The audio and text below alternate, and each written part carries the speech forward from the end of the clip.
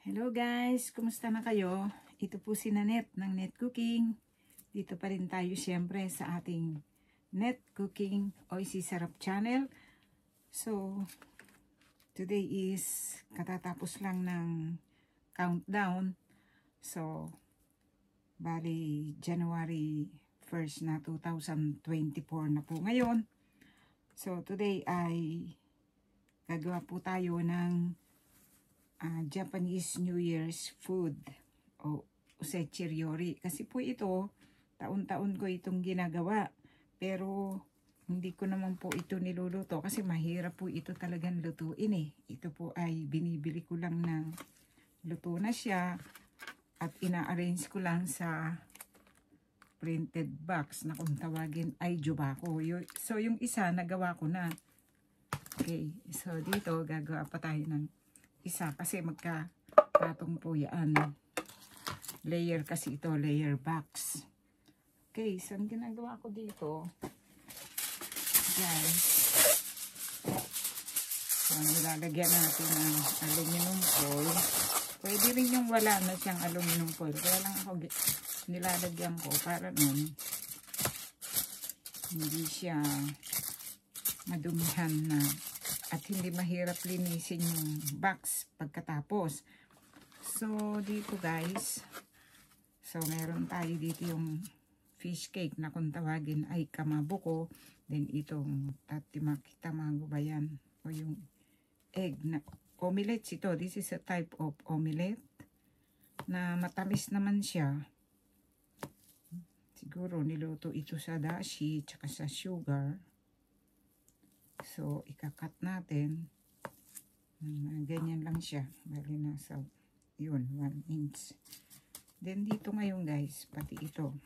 Itong kamabuko. So, itong kamabuko kasi guys. So, nakalagay dito yan. Yan. Ano ba yan? Yan. Tapos, siguro, ginagawa nila yan dito sa kahoy. Sinishape nila para mabuo. Okay. So, hatiin ko ito sa 4. Okay. So, ito po ay nakaugalian na ito ng mga Japanese na kainin as at New Year. So, ito po ay traditional nilang sineserve. May malalim na kahulugan ito. Kaya lang, isa-isa na yan, mayroon siyang meaning eh. Okay, so ang gagawin lang natin dito, i-arrange natin ganyan. Okay. So, then here, dito din. Okay. So guys, Happy New Year. Compliment of Net Cooking Channel. Sana po ay mag-subscribe po tayo dito sa ating Net Cooking Channel. So, para po maabot ko na yung goal na hinahangad ko. Konti na lang at meron na po tayong makukuha na natin yung goal. So, sana po mag-subscribe kayo dito sa ating Net Cooking Channel. Okay. So, pink. Nalagyan lang natin ng ganito. Anyway, ita-transfer lang naman natin dito ito guys. So, kaya lang kasi inaayos ko dito para nun maganda siya syempre tingnan. Okay. So, yung iba gumagawa sila. Kaya lang ako, may trabaho pa kasi ko. Kaya bumili lang ako yung yung talagang luto na siya. I-arrange na lang kasi kung lulutuin natin lahat ito, eh napakarami po nito. So, this is a New Year's color, yung pink at saka white. Ibig sabihin yan, may detay, pumideto, ganun.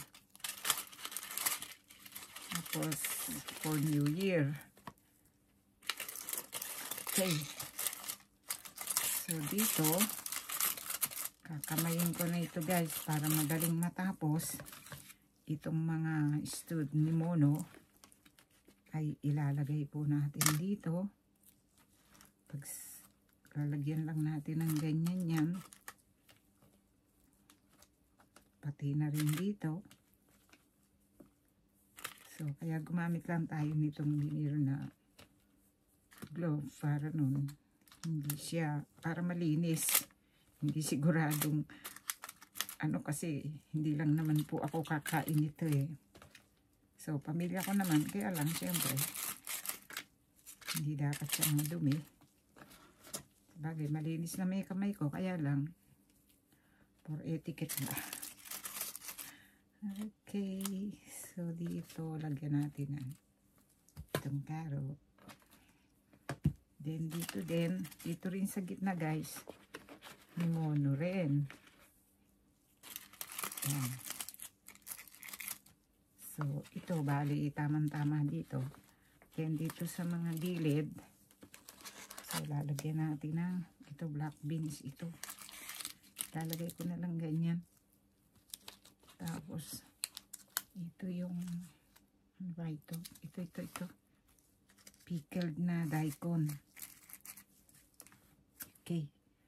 So, then, tapos, ano pa ba lalagay natin dito?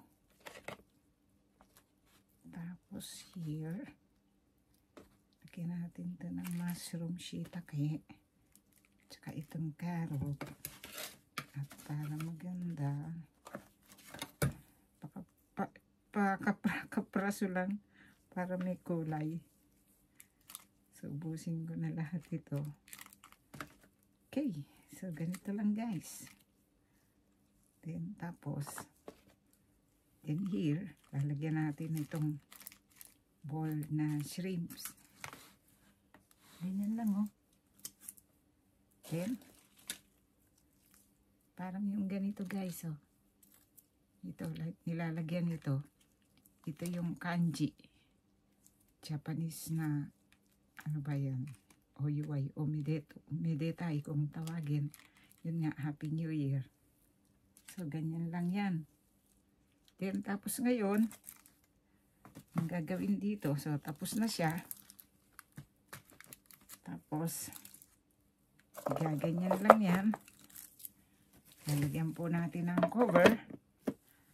At ito na yung ating Japanese New Year's food. Okay. So, ito yun. Okay. So, ito po ay meron pong kapartner na soup ito na kung tawagin ay ozoni. Yun. So, ito po ay isa-serve bukas ng umaga. Paggising, ito po ang kakainin ng ating family. Then ngayon, narito na yung ating New Year's food o osechi. So, today is January 1. So, bubuksan natin. So, narito kinalabasan at ang kapartner nito is yung kung tawagin ay ozoni. This is a type of soup sa dashi. Meron siyang spinach, carrot, then shiitake mushroom.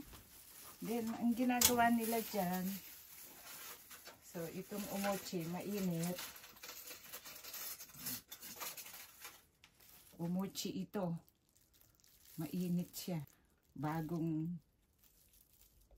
tinost ko lang sa oven toaster para lumambot. Then, nilalagyan nitong fish cake. Yan. So, ito yung pinaka soup nila. Then, this is osekihan rice. This is a glutinous rice made of, made of glutinous rice. Then, cooked with red beans. Red beans, kaya kulay pink siya. Then, nilagyan ng topping na sweetened adzuki beans. And then, chestnut. Kastanyas. This is something na boiled na kastanyas or chestnut. Then dito, okay. So, narito yung soup. Then, narito yung rice. Then, pag New Year, narito din yung kanilang pinaka-chopstick niyan para gagamitin dito. Okay. So, dito sila kumakain. Japanese style talaga. Okay. Then here, ganyan lang yan.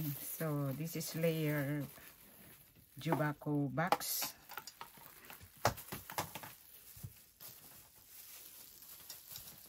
Then,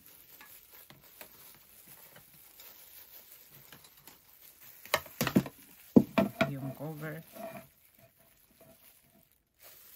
Then, ang gagawin nila dyan, kakainin nila.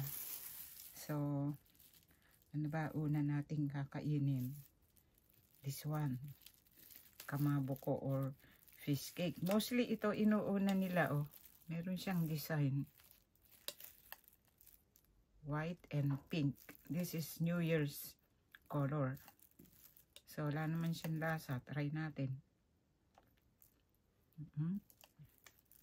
Matabang-tabang lang. Pero kaya lang, ito nakasanayan nila eh. Okay guys.